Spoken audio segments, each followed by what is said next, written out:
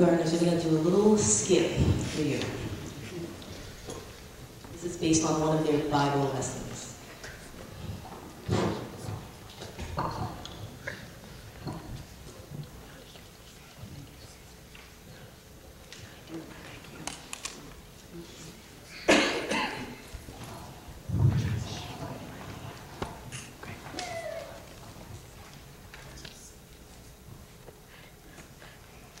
One day Samuel was sleeping in his bed. One day God called his name. Samuel. Samuel woke up and thought it was Eli calling his name. So he walked over to Eli and he said,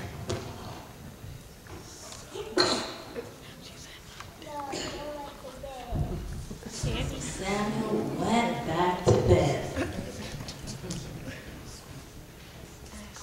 God called his name again. Samuel. Samuel, hearing his name called, got up again and walked over to Eli. And he said,